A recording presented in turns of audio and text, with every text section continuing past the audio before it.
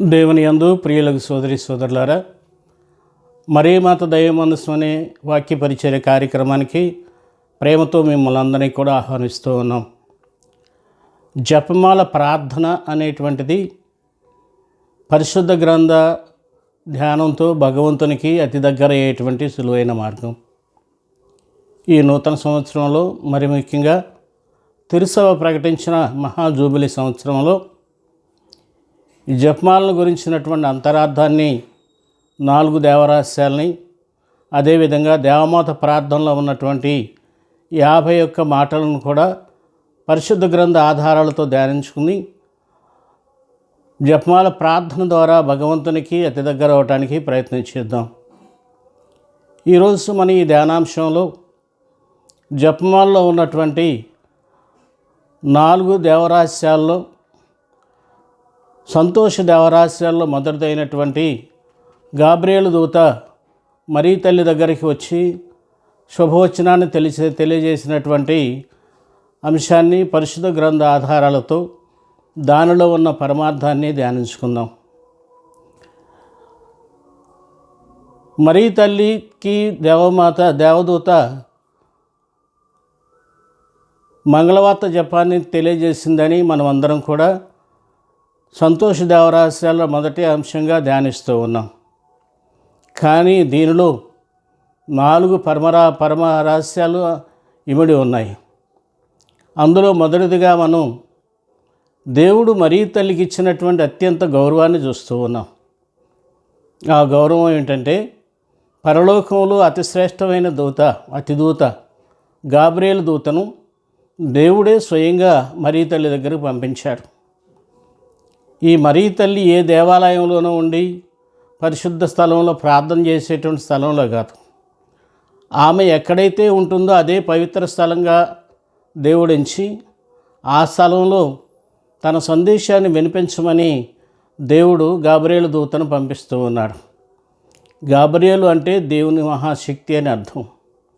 అలాంటి శక్తివంతమైన దూతతో పాటుగా దేవుడు కూడా మరీ తల్లి కుటీరానికి, పేద ఇంటికి, నజరేతులో ఉన్న ఇంటికి 3 వ్యక్తులుగా వస్తాం మనకి పరిశుద్ధ గ్రంథంలో కనపడుతూ ఉన్నది. ఈ 3 వ్యక్తులు కూడా పాత నిబంధన కాలంలో అబ్రహాము దగ్గరికి వెళ్ళారు. సోదోము గొమొర్రా పట్టణాలను నాశనం చేయటానికి ముందు ఆ విషయాన్ని తెలియజేయటానికి మమ్రేలో సింధూర వృక్షం క్రింద ఉన్నటువంటి అబ్రహాము దగ్గరికి వెళ్ళి ఆ విషయాన్ని దేవుడు అబ్రహాముకి తెలియజేస్తూ ఉన్నాడు. నూతన నిబంధనలు రక్షణకు మూలమైనటువంటి యేసుక్రీస్తు యొక్క మనుష్యావతార పరమరహస్యాన్ని తెలియజేయటానికి దేవదూతను పంపించి ఆ దేవదూతతో పాటుగా ఈ 3 వ్యక్తులు కూడా మరీ తల్లి గృహానికి రావడం మనకు కనపడుతూ ఉన్నది పరిశుద్ధ గ్రంథంలో. ఆమె ఎక్కడ ఉంటే అక్కడే పవిత్ర స్థలం, ఎందుకంటే ఆమె పవిత్రురాలు కాబట్టి. దీని ద్వారా దూతతో పాటుగా 3 వ్యక్తులు కూడా వచ్చి మరీ తల్లి ఎడల తమకున్నటువంటి గౌరవం ఏంటో ప్రత్యేకంగా పరిశుద్ధ గ్రంథంలో తెలియజేస్తూ ఉన్నారు. రక్షణ చరిత్రలో మరీ తల్లికి దేవదూత దేవుని సందేశాన్ని అందించటం అనేటువంటిది నూతన సృష్టికి నాందిగా కనపడుతూ ఉన్నది. ఎందుకంటే మొదటి సృష్టిని కలుగజేసినప్పుడు 3 వ్యక్తులు అక్కడ మనకు కనపడుతూ ఉన్నారు. ఈ సృష్టి పూర్వం ఈ సృష్టి అంతా కూడా అపారమైన జలరాశితో నిండి ఉన్నదని, అలా జలరాశి మీద దేవుని ఆత్మ తిరుగాడుతూ ఉన్నదని, దేవుడు వెలుగు కలుగురుగా కానీ చెప్పిన వెంటనే ఆ జలరాశిలో నుంచి వెలుగు వచ్చిందని, ఆ విధంగా పాత నిబంధనలో ఉన్నటువంటి సృష్టి యావత్తును కూడా దేవుడు కలుగజేస్తూ ఉన్నాడు. ఇక్కడ కూడా దేవుని ఆత్మ, దేవుని వాక్కు అయినటువంటి యేసుక్రీస్తు, తండ్రి అయిన దేవుడు, ఈ 3 కూడా నజరేతులో ఈ పేద గృహంలోకి రావడం మనకు కనపడుతూ ఉన్నది. కాబట్టి ఇక్కడ నూతన సృష్టి అంటే మరీ తల్లి గర్భంలో ఉన్నటువంటి ఆ గర్భసంచి ద్వారా పరిశుద్ధాత్మ దేవుడు నూతన సృష్టికి నాంది పలుకుతూ ఉన్నాడు. పరిశుద్ధాత్మ నీపై వేంచేయను అని దూత చెప్పటం ద్వారా నూతన సృష్టికి పునాది పడుతూ ఉన్నది. రెండవది, నూతన సృష్టిలో ఉన్నటువంటి గొప్పతనం ఏమిటంటే ఇది రక్షణకి తలుపులు తెరుస్తూ ఉన్నది. ఈ తలుపులు అనేటువంటివి పాత నిబంధన కాలంలో అవ్వాదములు ఏదైనా వనంలో పాపం చేసినప్పుడు రక్షణ తలుపులు మొయ్యబడ్డాయని మనం చదువుతూ ఉన్నాం. మరియ తల్లి ద్వారా ఆ రక్షణకు సంబంధించిన తలుపులు అనేవి తెరవబడుతూ ఉన్నాయి. దానిలో ప్రధానంగా మరియ తల్లి యొక్క విధేయత అనేటువంటిది కనపడుతూ ఉన్నది. దేవుణ్ణి అమితంగా మరియ తల్లి ప్రేమించింది కాబట్టి ప్రేమ ఉన్న చోట విధేయత అనేది ఉంటుంది. కాబట్టి మరియ తల్లి దేవుని యొక్క సందేశానికి వెంటనే విధేయించింది. ఇదిగో నేను ప్రభు దాసురాలను, నీ మాట నాకు చొప్పునుగాక నాకు జరుగునుగాక అని దేవదూతకి బదులివ్వటం ద్వారా ఆ విధేయత ద్వారా వచ్చేటువంటి బాధలేంటో ఆమె తెలిసిండి కూడా దేవుని మీద ప్రేమతో అవి భరించడానికి ఆమె ఒప్పుకున్నది. ఏమిటా బాధలు? ఈమె కేవలం యోసేపు అనేటువంటి వ్యక్తికి ప్రదానం చేయబడింది. వారిరువురు కలిసి కాపురం చేయకముందే పరిశుద్ధాత్మ దేవుని యొక్క ప్రభావం వలన ఆమె గర్భవతి అవ్వటం అనేటువంటిది ఆనాడు సమాజంలో ఉన్నటువంటి పద్ధతి ప్రకారం ఆమె విచారణ కింద వస్తున్నది. అందుచేత మోషే ధర్మశాస్త్రం ప్రకారం భర్తతో కాపురం చేయకుండా గర్భం ధరించినటువంటి ఏ బాలికనైనా సరే రాళ్లతో కొట్టి చంపాలనేటువంటిది ఆనాడు ఉన్నటువంటి సామాజిక న్యాయం.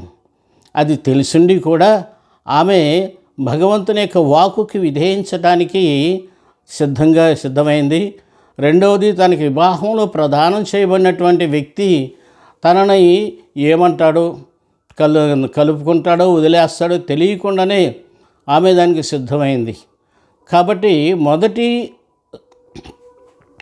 సృష్టిలో ఆనాడు ఉన్నట్టు అవ్వమ్మ తన వ్యక్తిగత అవిధేయత ద్వారా భగవంతునికి దూరమై సృష్టిని కలుషితం చేసింది.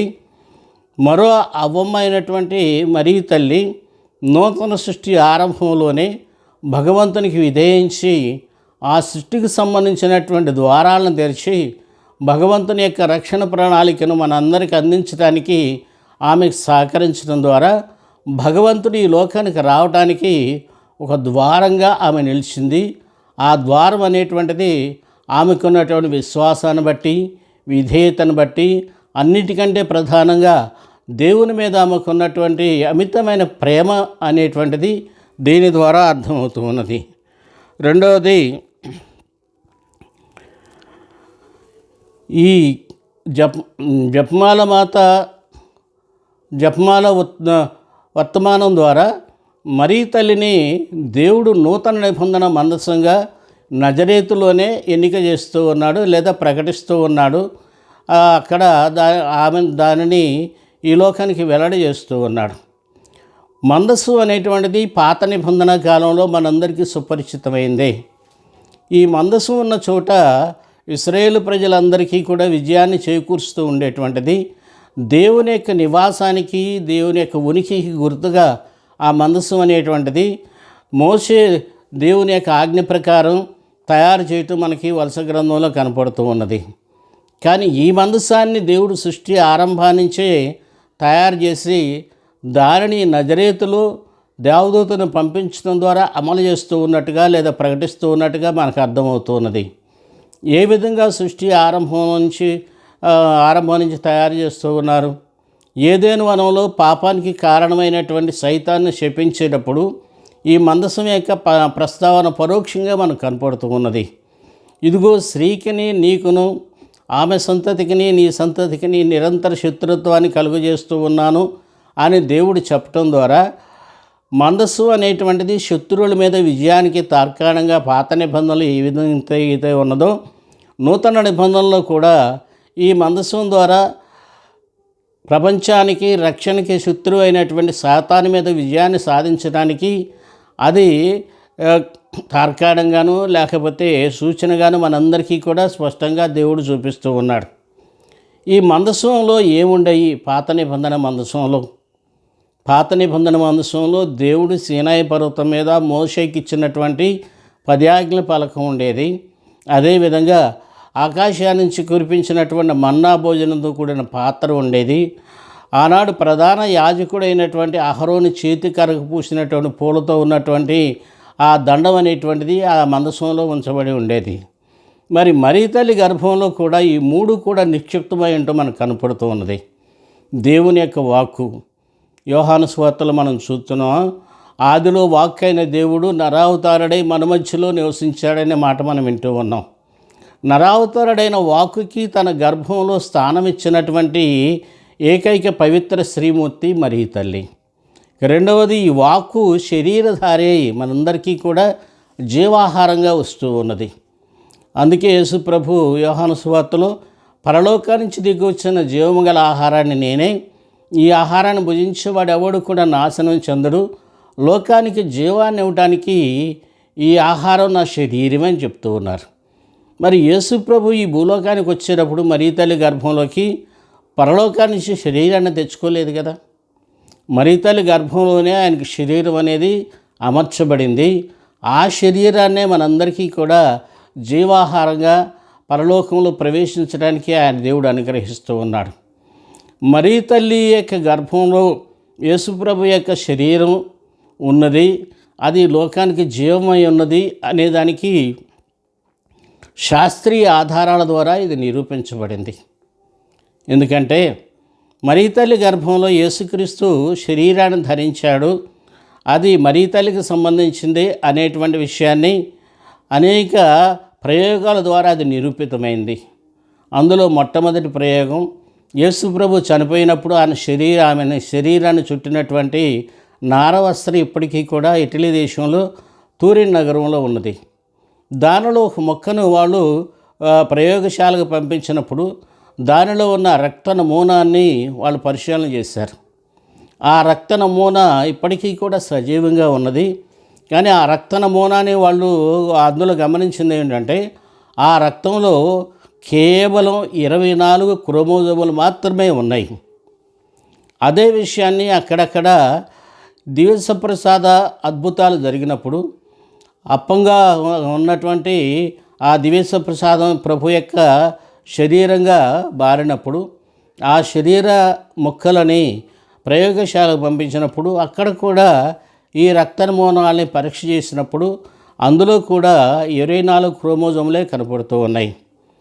ఆ తర్వాత ఈ మధ్యలో 1982 సంవత్సరంలో పాత నిబంధన మందసానికి సంబంధించిన ఆనవాళ్ళ కోసం జెరూసలేములో తవ్వకాలు మొదలుపెట్టినప్పుడు యేసు ప్రభు చనిపోయినటువంటి ఆ కల్వరిగిరి కొండ మీద తవ్వకాలు జరిగినప్పుడు అందులో ఉన్నటువంటి సొరంగంలో ఉన్నటువంటి పాత నిబంధన మందసం అనేది బయటపడటం జరిగిందని, దేవదూతల యొక్క ఆజ్ఞ ప్రకారం దానిని బయటికి తీసుకురాలేకపోయారని, ఆ మందసం యొక్క కరుణపీఠం మీద రక్త మరకలు అనేవి రక్తం అనేది గడ్డగట్టి ఉన్నదని వాళ్ళు చరిత్రపరంగా చెప్తూ ఉన్నారు.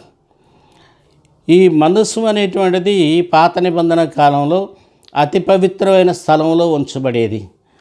సంవత్సరానికి ఒకసారి ఆ సంవత్సరం ప్రధాన యాజకుడిగా ఎన్నిక చేయబడినటువంటి వ్యక్తి ఆ అతి పవిత్రమైన స్థలంలోకి వెళ్ళి ఆ సంవత్సరం దేవుని గొర్రెపిల్లగా, పాప పరిహార గొర్రెపిల్లగా వధించబడినటువంటి గొర్రెపిల్ల యొక్క రక్తాన్ని ఆ మందసం కరుణపీఠ మీద చిలకరించేవాడు. తద్వారా ప్రజల పాపాలన్నీ కూడా పరిహరించబడేయి అనేటువంటి విశ్వాసం ఆనాటి ప్రజలతో ఉన్నది. మరి యేసు ప్రభు కూడా ఈ లోకానికి దేవుని గొర్రెపిల్ల లోక పాపాలను మోసుకొని వెళ్ళే వ్యక్తిగా వచ్చాడు కాబట్టి ఆయన రక్తం కూడా ఈ కరుణపీఠం మీద చిలకరించబడాలి. అది ఎప్పుడు జరిగింది, ఎలా జరిగింది? యేసు ప్రభు చనిపోయినప్పుడు ఆయన చనిపోయాడా లేదా అని నిర్ధారించడానికి ఒక భటుడు ఆయన ప్రక్కలో బల్లెంతో పొడిచాడని, వెంటనే రక్తము నీరు స్రవించిందని మనం వింటూ ఉన్నాం. ఆ రక్తం ఎక్కడికి వెళ్ళిపోయిందంటే అది తిన్నగా భూమిని చీల్చుకుంటూ సెలువు క్రింద ఉన్నటువంటి సొరంగంలో ఉన్న ఆ మందసం యొక్క కరుణపీఠం మీదకి పడింది. అది అలానే గడ్డగట్టిపోయింది.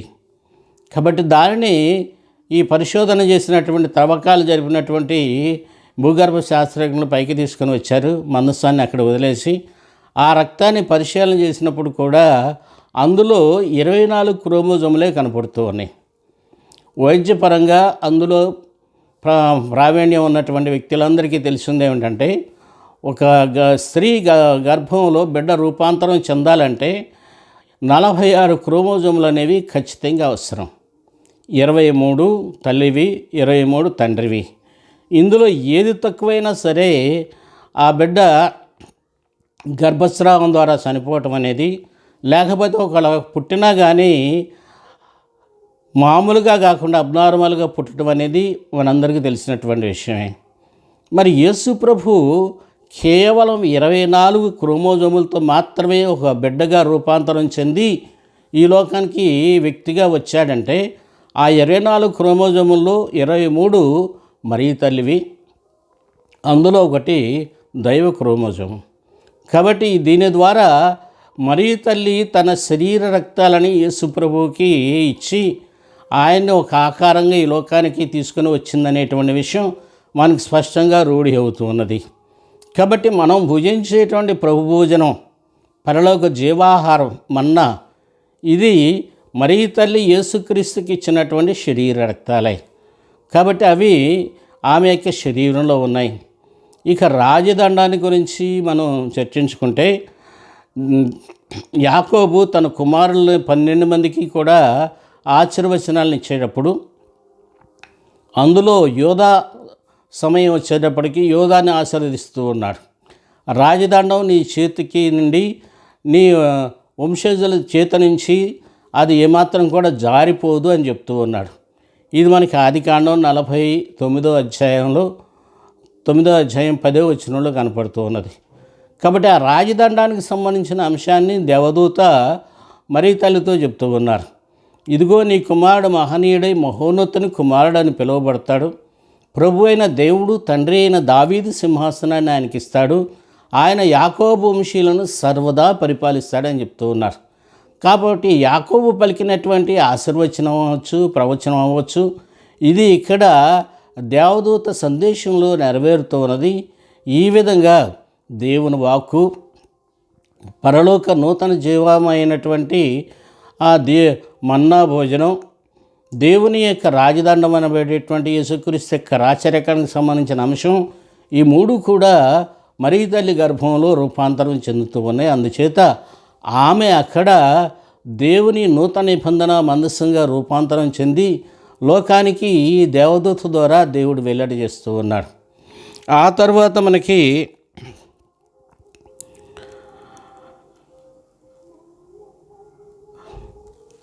మరియ తల్లికి దేవుని యొక్క సందేశం అందించడం ద్వారా దేవుడు మరియ తల్లి యొక్క గర్భాన్ని యేసుక్రీస్తు నివసించడానికి ఆయన నూతన ఆదాముగా ఒక నూతన ఏదెను వనంగా మారుస్తూ ఉన్నాడు. ఏదెను వనం అనేటిది మనందరికీ తెలిసిందే. దేవుడు ఈ భూమి మీద నరును సృష్టించిన తర్వాత నరుడి కోసం ఏదైనా వనాన్ని దేవుడు ఏర్పాటు చేశాడు. కానీ నూతన నిబంధనలో నూతన ఆదామైనటువంటి యేసుక్రీస్తు రావటానికి పూర్వమే ఈ ఏదైనా వనాన్ని దేవుడు సిద్ధం చేస్తూ ఉన్నాడు. అది ఎప్పటి నుంచి? సృష్టి ఆరంభం నుంచి. దానిని నజరేతులో స్పష్టంగా బహిర్గతం చేస్తూ ఉన్నాడు. దానిలోకి దేవుడు తప్ప మరెవరూ కూడా ప్రవేశించడానికి అవకాశం ఏమాత్రం కూడా లేదు. దానికి ఎజికేలు గ్రంథంలో ఎజికేలు ప్రవక్త చెప్తూ ఉన్నారు, దేవుడు ఒకమారు ప్రవేశించిన ద్వారం శాస్త్రంగా మూసివేయబడుతుందని.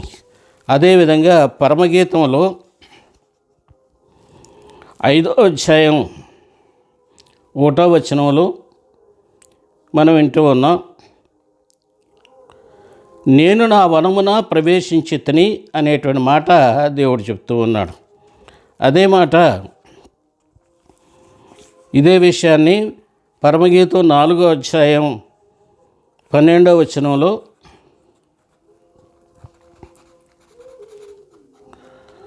అన్యులు ప్రవేశింపరాని సొంత ఉద్యానవనమున నేను ఉంటిని అని ప్రభువు చెప్తూ ఉన్నారు. అది ఎజికేలు ప్రవక్త యొక్క ప్రవచనం ఇక్కడ నెరవేరుతూ ఉన్నది కదా. వేరెవ్వరూ కూడా అందులోకి వెళ్ళటానికి వీల్లేదు.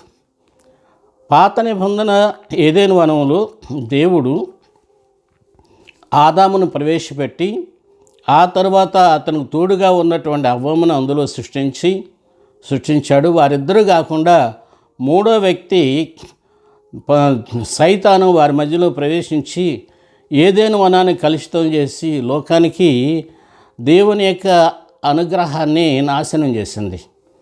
మరి ఈ నూతన ఏదైనా వనమైనటువంటి మరీ తల్లి గర్భం అనేటువంటి ఈ వనంలో యేసుక్రీస్తు తప్ప మరెవ్వరూ కూడా వెళ్ళటానికి వీల్లేదు.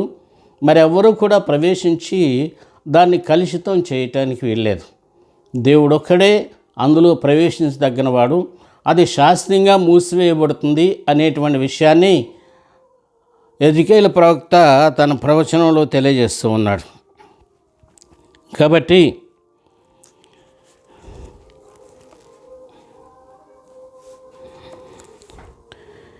మనం ధ్యానించుకునేటువంటి మొదటి అంశం గాబ్రియేలు దూత మరీ తల్లికి మంగళవార్తను తెలియజేసేటువంటి విషయంలో ముందుగా మరీ తల్లికి దేవుడిచ్చిన గౌరవం, రెండవది నూతన సృష్టిగా ఆ సందర్భం, మూడవది మరీ తల్లి నూతన నిబంధన మందసంగా దేవుడు ప్రకటించడం, ఇక నాలుగవదిగా మరీ తల్లి గర్భాన్ని నూతన ఏదైనా వనంగా దేవుడు ఏర్పాటు చేసి అందులో యేసుక్రీస్తును ప్రవేశపెట్టడం, ఇవన్నీ కూడా స్పష్టంగా మనకు కనపడుతూ ఉన్నాయి. కాబట్టి ఈ నూతన ఏదైనా వనంలో యేసుక్రీస్తు ప్రవేశించినప్పుడు ఆమె కన్యత్వానికి ఎలాంటి భంగం కలగకుండా దేవుడు చూశాడని మనం వింటూ ఉన్నాం. దేవదూత ఇదిగో నువ్వు గర్భం ధరించి కుమారుని కనిదువని మరీ తల్లికి తెలియజేసినప్పుడు పురుషుని ఎరుగని నాకు ఇది ఎలా జరుగుతుంది అని చెప్పినప్పుడు పవిత్రాత్మ నీపై వేయించేయను, సర్వోన్నతుని యొక్క శక్తిని ఆవరించును అని దేవదూత చెప్తూ ఉన్నది. పవిత్రాత్మ ఆమె మీదకి రావటం, సర్వోన్నతుని యొక్క శక్తి ఆమెను ఆవరించడం అనేటువంటిది ప్రధానంగా ఆమె దేవుని నూతన నిబంధన మందసంగా ఎన్నిక చేయబడింది అనేటువంటి విషయం అవగాహన అవుతుంది. ఎందుకంటే పాత నిబంధన మందసం మీదకి దేవుని యొక్క శక్తి ఆవహించినట్లుగా మనం వలస గ్రంథంలో రాజుల గ్రంథంలో చూస్తూ ఉన్నాం. కాబట్టి ఈ విధంగా పరిశుద్ధాత్మ ప్రభావం వలన మరీ తల్లి యొక్క కన్యత్వానికి ఎలాంటి భంగం లేకుండా దేవుడైన యేసుక్రీస్తు వాక్కు అయినటువంటి దేవుడు ఆమె గర్భంలో ప్రవేశించి ఆమె నిత్యకనికగా ఈ లోకానికి తెలియజేస్తూ ఉన్నారు. అప్పుడు ఇప్పుడు ఎప్పుడు కూడా ఆమె కన్యత్వానికి ఎలాంటి భంగం కలిగించకుండా దేవుడు ఆమెను నిరంతరం కాపాడుతూ ఉన్నారు. ఎందుకంటే ఆమె బాలికగా ఉన్నప్పుడు నిత్యకన్యగా ఉంటానని దేవుని ఆలయంలో వాగ్దానం చేసింది. ఆ వాగ్దానాన్ని దేవుడు అంగీకరించి ఆమె కన్యత్వానికి ఎలాంటి భంగం లేకుండా ఈ మంగళవార్త సందేశాన్ని అందించినప్పటికీ కూడా ఆమె గర్భం ద్వారా యేసుక్రీస్తు లోకానికి వచ్చినప్పుడు కూడా ఆమె కన్యత్వానికి ఏమాత్రం కూడా భంగం లేకుండా అన్ని ఏర్పాట్లు చేశాడని మనకు అర్థమవుతున్నది. అదే యెషయా ప్రవక్త చెప్పిన ప్రవచనం కూడా, ఇదిగో కన్య గర్భం ధరించి కుమారుని కనను, ఆయనను ఇమ్మానుయేలుని పిలిచేదురు. ఇమ్మానుయేలు అనగా దేవుడు మనతో ఉన్నాడు. మనతో ఉండటానికి వచ్చినట్టు దేవుడు కన్యత్వం చెడకుండా ఉన్నటువంటి ఒక కన్య గర్భం ద్వారా ఈ లోకానికి వచ్చి మన యొక్క రక్షణ ప్రణాళికను నెరవేర్చాడని మనకందరికీ తెలిసినటువంటి విషయమే. కాబట్టి ఈ మంగళవార్త సందేశం అనేటువంటిది రక్షణ చరిత్రలో అతి ప్రధాన ఘట్టమైంది. నూతన సృష్టికి నాంది పలుకుతూ ఉన్నది. ముగ్గురు వ్యక్తులు కలిసి ఒక చోట కూడి దానికి ప్రారంభోత్సవం చేసినట్లుగా మనకు కనపడుతూ ఉన్నది. కాబట్టి కేవలం దీనిని ఒక జపమాలలో ఒక అంశంగా ధ్యానించడం మాత్రమే కాకుండా ఇందులో ఉన్నటువంటి ఈ అంతరార్థాన్ని కూడా మనం ఎప్పుడైతే ధ్యానిస్తూ ఉంటామో మనం తప్పకుండా దీని ద్వారా భగవంతుని యొక్క మహిమను ఘనతను మరీ తల్లికి దేవుడిచ్చినటువంటి గౌరవాన్ని అర్థం చేసుకొని మరింత దగ్గరగా మరీ తల్లికి దగ్గరవుతూ ఉన్నాం. మరింత ఎక్కువగా భగవంతుని యొక్క వాక్యాన్ని అర్థం చేసుకొని ఈ జపమాల ధ్యానం ద్వారా భగవంతుని యొక్క వాక్యాన్ని మన మనస్సులో ధ్యానించుకుంటూ భగవంతుని యొక్క మార్గంలో సులువుగా ప్రయాణం చేయటానికి మరీ తల్లి యొక్క సహకారం ద్వారా మనం అందరం కూడా ముందుకు వెళతాం.